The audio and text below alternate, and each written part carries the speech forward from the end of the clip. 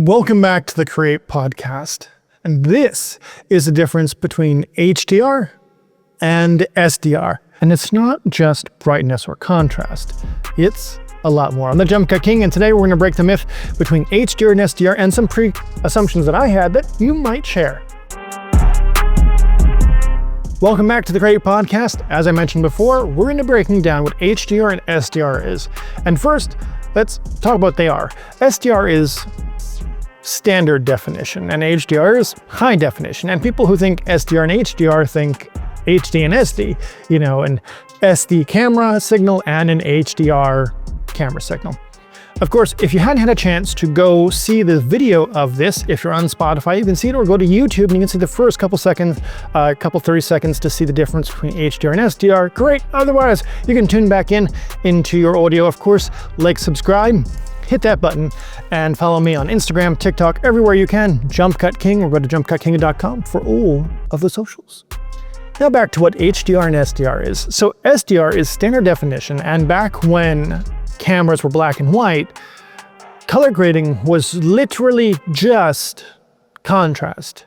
Here's white, here's black, and we're drawing the difference. When you add color, then you had all this ability to have all this extra information. And there were various standards talked about, and eventually standard definition became known as Rec. 709, a specific standard that's kind of universally accepted, at least in the United States, Rec. 709, and probably mostly international, and that's the amount of colors you experience. And then people hear about HDR and Dolby Vision and Rec. 2020 and Rec. 2020 HLG and PQ and HDR 10 plus and all of these cool fancy gizmo words of saying, hey, we can show you more colors. But HDR and SDR comes back from the days of photography, when you used to take a photo shoot of a JPEG and it was a limited amount of colors, and you can take another photo shoot when cameras evolved to take a raw photo, and that raw photo allowed you to have more sensor information and more accurate colors. And also opened the door to have a different color space. And all of this kind of technology enhanced when you went from analog to digital sensors, and not only that, when you went from all cropped third sensors, it used to be terrible sensors. And now you can get DSLR-like photography sensors in all DSLR and SLR cameras alike. And now you can have that real quality, real good looking image, and you can get all these extra colors. Well, truth be told, it's not as much colors as you think. This is a Rec. 709 graph. And this is the entire HDR space. Okay, it actually is a whole lot more colors, but brightness, what you see, is a difference between nits. So a Rec. 709 is kind of like 45 nits. Sometimes you can equate to 100 nits depending on your display. But HDR lets you have to 1,000, 3,000, and even 10,000 nits if you're using PQ. And that lets an image be theoretically brighter. But technically, what you'd see as white would actually be, standard text white would actually be 1,000 nits. And all this extra range is for speculars or detailed sunrises, and it's all to give you more of dynamic range in your footage. Similarly, how you'd want dynamic range versus if you're doing film audio or if you're doing broadcast audio or YouTube audio. YouTube audio, you want to hear the person talk and you want everything to be the kind of the same consistent level, especially to meet FCC's loudness rules. But if you're doing film, you're going to want to be able to fly things in with Dolby Atmos, surround sound, and have explosions in the background and whispers. So you can have dynamic dramatic motions and loud, epic components. But the reality is, SDR and HDR's difference is that it's high dynamic range. It's the ability to take an SDR image and polish a little bit more with more color information. So you have deeper, richer blacks, richer shadows, richer midtones, richer brights, and of course, brighter images all in all. Like if you ever saw the Batman, and the Batman drives up with his motorcycle and he turns on his light, and that high beam kind of blinds your eyes if you're in the theater, like I was at Prime at AMC. And I was like, oh my God, I need sunglasses to watch this movie. Yes, that's an HDR feature. This whole concept came from HDR versus SDR when I was trying to produce a commercial. Now, this particular commercial was filmed in log, so it's already kind of 10-bit, 12-bit, HDR kind of ready for color grading, ready for color correction. And I chose to do that as opposed to someone to already shoot in Rec. 709 using Sony's profile. And, cold a day and you do some color, correction here and there, maybe bring up the blacks just a little bit, crush them and just do a little bit. And I wanted the full experience, and I wanted to think, okay, maybe HDR. And then I dove into this human pit vortex of what HDR is. And I did that because almost every prosumer technology supports HDR. Almost every phone that's been released recently supports HDR. Almost every single flat screen TV supports HDR. And even the Windows machines being sold at Walmart or cheap laptops are even coming with HDR support. And of course, video games have HDR support. And everyone's wondering, what does that mean? Well, there are a group of people that believe strongly that there is no need for HDR, that SDR allows you to see and capture colors accurately and allows you to have creative exploration. But HDR allows you to do that on a much more brighter and vibrant layer that allows skin tone to stay skin tone and to have your individual colored highlights while you're still keeping the skin tone. Allow your very bright images to be altered and shifted, but technically that's not a feature of HDR. That's a feature of either raw footage or log footage being polished into a color profile or color space. You still have all that color information and you're shifting to color space. From a person who wants to remain nameless, a studio professional, this was what he said regarding HDR. When we designed Rec. 709, this is older than Rec. 709 standard by far, it was done by looking at what we typically have of a color in real world and what we could really reliably get as red, green, and blue for consistency.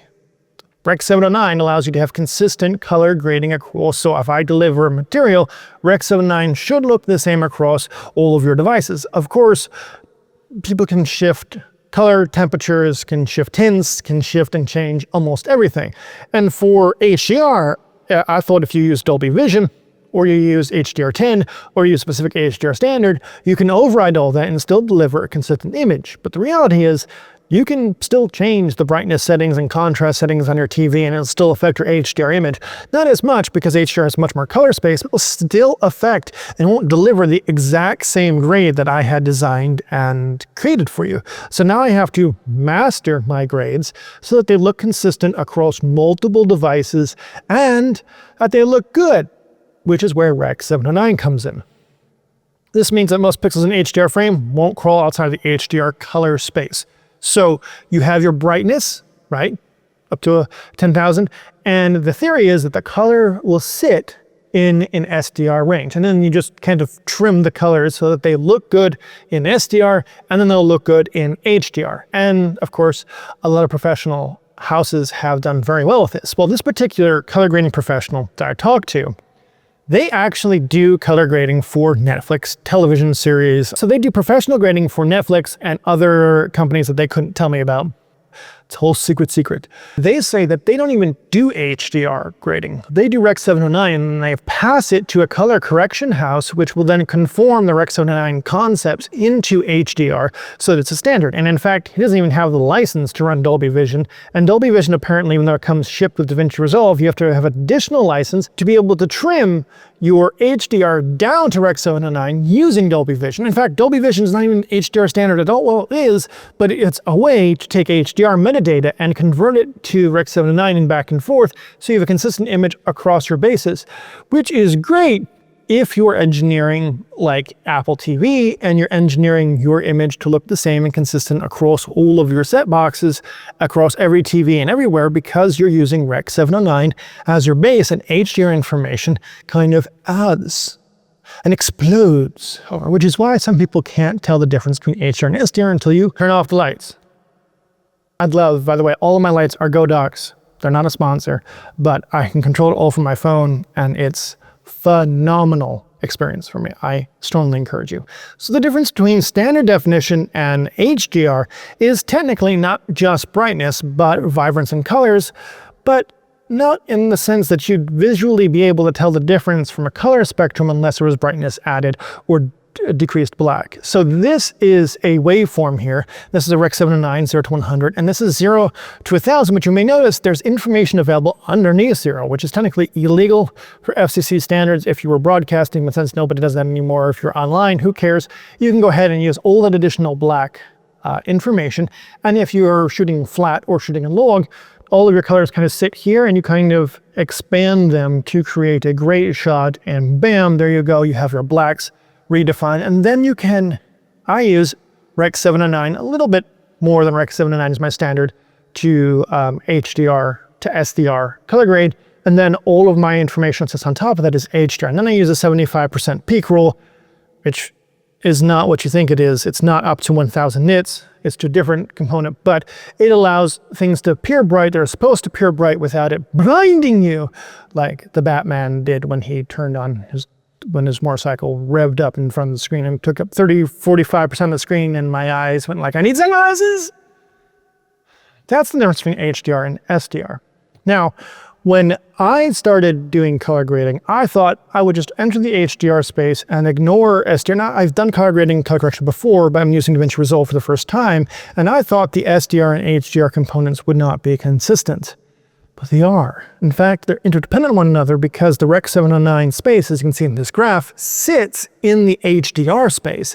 And you start by polishing your Rec.709, using a LUT to take your logged footage, if you will, converting it so that it can be translated to normal colors, and then you grade it so that it fits in normal scopes. Your blacks are black, your whites are white, and you do the adjustments as you need to. You correct it, and then you can enhance it with midtones and such. You know, use the log wheels and the HDR wheels that they give you, and you can enhance it and fluff it up a little bit with HDR, and it's an enhancement to your story. It's not a requirement. I thought that I could just start at HDR and totally ignore Rec.709 because technically every prosumer device supports it, but the big production houses are not yet ready for that move, as this person and some other people that I've chatted with have told me. They're still in the Rec.709 space, and if they have to HDR again, they'll ship it off to a post-production company. So it's good that I'm able to experiment with HDR, able to know HDR, and you're able to experiment with HDR. You can get DaVinci Resolve. I don't think you need a license to the studio to see how that grading works. I know there are some nodes or some color grades that are off limits to until you buy a studio, but you're going to be able to enhance your images with experimentation. Remember, Instagram and YouTube are delivery methods that have HDR HLG support. They don't support PQ. According to my recent tests conducted over the past 30 days, they don't support PQ yet. And I think they kind of don't support Dolby Vision. I don't know. The universe can support Dolby Vision because it's just honestly a video file, and you're streaming a video file and you're not having to recomposite it. So that's good. My platform will be able to support it, but I probably won't get into the video uploading game for a while because that's a whole feat. And we're talking about focus excellence from our last one. So I'm focusing on building websites, building them well, and integrating with third parties that help you do other stuff and helping you execute that. So that way you can grow and build as a brand, and I can focus on delivering you the best experience possible. That's a whole nother story. But from a commercial standpoint, you're still probably okay working in Rec.709. And if you want to go HDR, you can. Instagram and YouTube and TikTok all support HDR and a variant thereof. I don't know if TikTok supports PQ or not. As you know, Instagram and YouTube support HLG, so go ahead and edit in HLG. HLG is like Rec.709 in that it uses the base, and you kind of have additional up to 1000 nits. I believe it is something along those lines. And then of course you can push even further if you got PQ and you have a delivery method that support. You got to make sure that your entire delivery method supports it. And of course you got to make sure that your prosumer devices support it. So mostly HLG and or Dolby Vision, if you're willing to pay for the additional license. Now Dolby Vision comes shipped with DaVinci, so you have that HDR suite, but you'll have, in order to trim it down to Rec.709, you'll have to buy the additional license. I think it's an annual license of like $1,000 or something. Is it worth it? Probably not. Now, here is my take on HDR and SDR. I believe that HDR is like 4K. I believe everything should be modified to use 4K because of the amount of rich details it gives you versus HD and versus, of course, SD.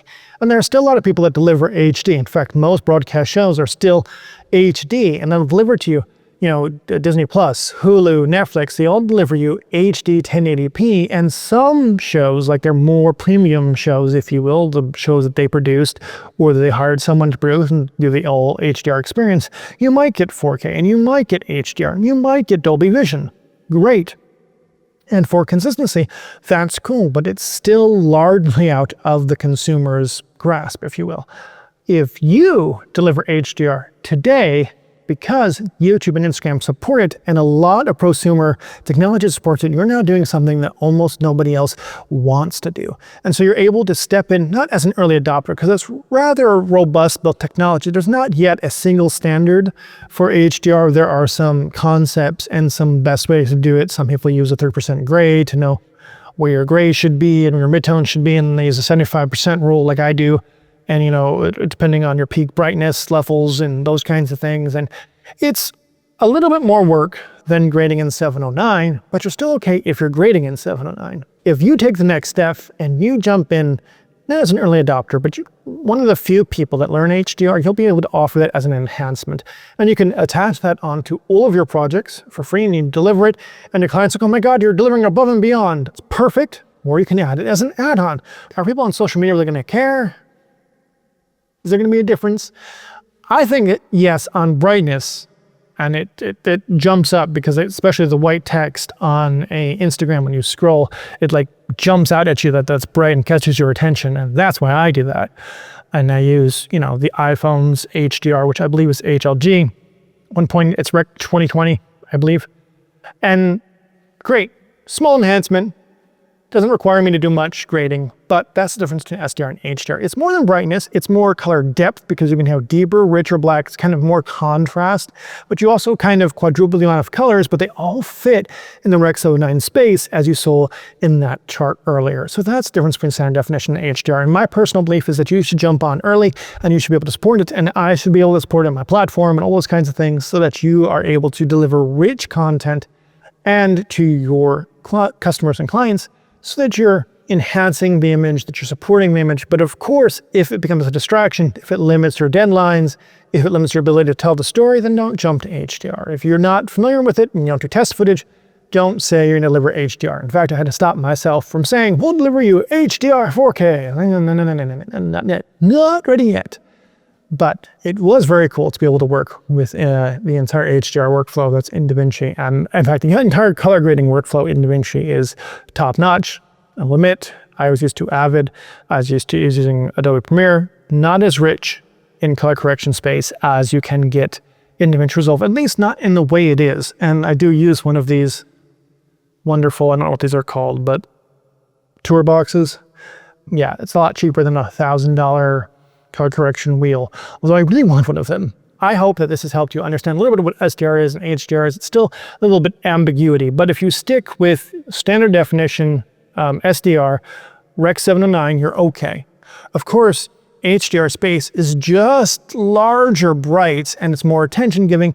And if you were telling a cinematic story, if you're telling a drama, if you're trying to put emphasis on something, if you're trying to make the background be visible but still darker and the foreground to jump up at you, HDR is your toolkit for telling stories.